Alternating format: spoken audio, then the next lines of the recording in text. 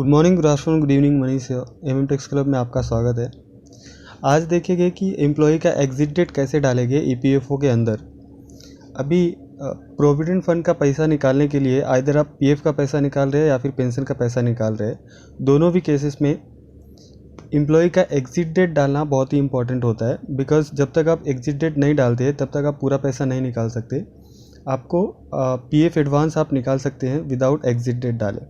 Exit date मतलब कौन से डेट को आपने कंपनी छोड़ी, तो छोड़ने के बाद आप वो डेट जब भी डालेंगे उसके बाद पूरा पैसा आप निकाल सकते हैं, पीएफ का एंड पेंशन का दोनों। पहले जो प्रोसीजर्स था लिविंग डेट डालने का, जो भी एग्जिट डेट है आपका, वो डालने का प्रोसीजर्स था कि आपको आपका जो भी कंपनी है, कंपनी का एम्प्लॉयर है वो एम्प्लॉयर ही डाल सकता था। ये जो एम्प्लॉयर का आईडी होता है उससे ही एग्जिट डेट डाल सकते थे एम्प्लॉय का। बट ईपीएफओ ने एक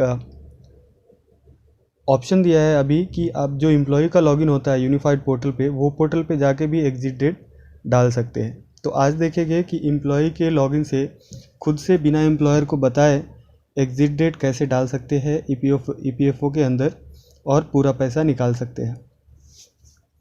तो देखेंगे एग्जिट डेट का, तो यहाँ पे मैनेज के ऑप्शन में जाएंगे और वहाँ पे लास्ट में देखेंगे तो एग्जिट का ऑप्शन है, वो एग्जिट में जाएंगे और एग्जिट में जाते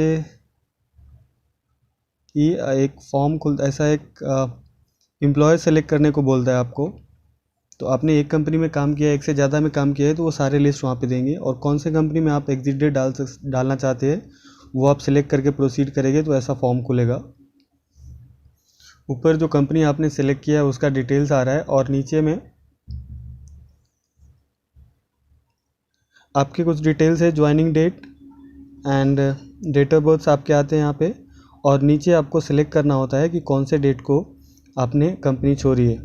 और ये एक्चुअली यहाँ पे डेट ऑटो पॉपुलेट भी होता है बिकॉज, और ये ऑटो पॉपुलेट डेट क्यों होता है कि लास्ट टाइम जब भी आपका पैसा जमा हुआ था आपके अकाउंट में पीएफ का, तो वो वाला डेट, वो मंथ का डेट भी यहाँ पे आता है। तो मैंने जब भी अक्टूबर में छोड़ा था इन्होंने, मैं जिसका भी एग्जिट डेट डाल रहा हूँ, तो यहाँ पे अक्टूबर 2019 का मंथ ऑटोमेटिक ओपन हो रहा है और ये मुझे अलाउ नहीं कर रहा है दूसरा मंथ सेलेक्ट करने के लिए, मीन्स नवंबर दिसंबर ऐसा कुछ अलाउ नहीं कर रहा है। तो वो एग्जैक्टली वो कंसीडर कर लेते हैं कि लास्ट टाइम इंस्टॉलमेंट कभी आया था, इसका पीएफ में कंट्रीब्यूशन कभी आया था, तो वो उसके हिसाब से ये डेट डालना भी अलाउ करते हैं। तो एक्चुअली हमारे को अक्टूबर ही डालना है, 31 अक्टूबर। तो ये दोनों भी डेट में 31 अक्टूबर सेलेक्ट कर लूँगा मैं। यहाँ पे दोनों ईपीएफओ का एग्जिट डेट एंड ईपीएस दोनों का एग्जिट डेट यहाँ पे डालना पड़ेगा। और ये डेट डालने के बाद एक और भी यहाँ पे रीज़न सेलेक्ट करना पड़ेगा कि हमने अगर कंपनी छोड़ी है तो वो छोड़ने का क्या रीज़न है। तो 3 चीज़ें यहाँ पे डालनी पड़ती है और इसको ये फॉर्म सबमिट करना होता है। ये बहुत ही सिंपल है। जब तक ये एम्प्लॉयर ही कर सकते थे, वो वाला ऑप्शन था, तो बहुत प्रॉब्लम होता था कि कुछ लोगों का अगर सही से उन्होंने नहीं छोड़ा है कंपनी, तो फिर एम्प्लॉयर परेशान करते थे उनको कि वो डेट नहीं डालते थे।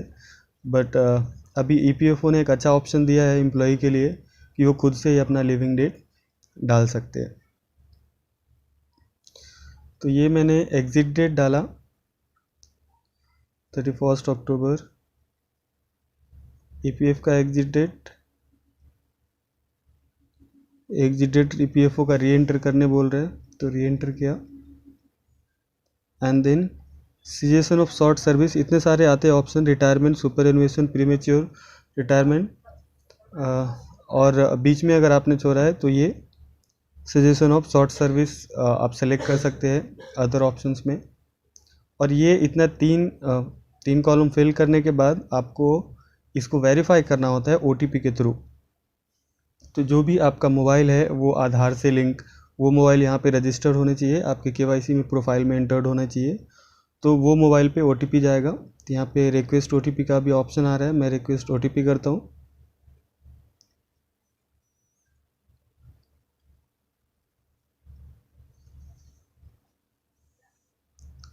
और जो आपका रजिस्टर्ड मोबाइल है, मोबाइल नंबर है आधार पे, वो नंबर पे ये ओटीपी जाएंगे।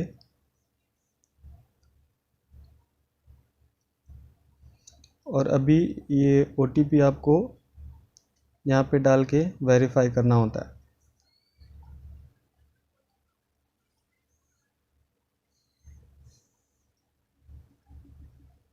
तो ये केसेस में अगर आपका एक बार एग्जिट डेट हो गया डाल के, तो फिर आपका ऑलरेडी आपने KYC अगर करा रखा है अपने PF के अंदर, तो कंपनी छोड़ने के बाद आपको वापस एम्प्लॉयर के पास जाने की ज़रूरत नहीं है कि हमारा ये एग्जिट डेट डालो एंड ऑल। आपका अगर KYC हो चुका है ऑलरेडी, तो आप यहाँ पे खुद से जो लिविंग डेट है वो आप खुद से PF के अंदर डाल सकते हैं और डाल के अपना PF पेंशन का पैसा विड्रॉ कर सकते हैं।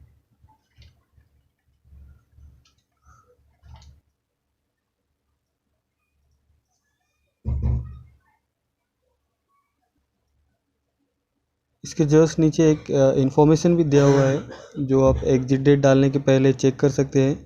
ये सारे जो गाइडलाइंस है, डिटेल्स इंफॉर्मेशन है इसके बारे में एग्जिट डेट डालने का, तो वो आप एक बार चेक कर सकते हैं, पढ़ सकते हैं एंड देन आप ये फॉर्म सबमिट कर सकते हैं।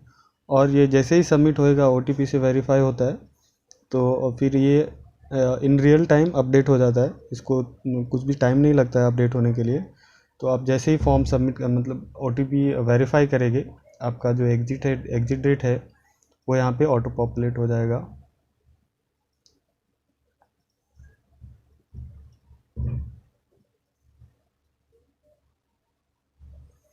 तो अभी मेरा OTP आ गया है फ़ोन पे, तो मैं OTP डाल लेता हूँ और डाल के वेरीफाई करता हूँ। यहाँ पे एक चेक बॉक्स सेलेक्ट करेंगे, देन वेरीफाई करेंगे। आपके पास ये एक पॉपअप आता है, उसमें अपडेट करना है। देन ये मैसेज आया, date of exit updated successfully. That means आपका जो एग्जिट डेट है वो अपडेट हो गया। और ये यहाँ पे देख सकते हैं आप सर्विस सेक्शन में जाके, सर्विस हिस्ट्री में जाके आप देख सकते हैं कि कौन सा ज्वाइनिंग डेट है और कौन सा लिविंग डेट है। ये लिविंग डेट पहले नहीं आ रहा था और अभी यहाँ पे अपडेट हो गया EPS एंड EPF दोनों का। तो इस तरह से आप पैसा विड्रॉ कर सकते हैं विदाउट एम्प्लॉयर को बताए। तो ये था प्रोसीजर एग्जिट डेट डालने का। Thank you for your time. Share this video, subscribe my channel.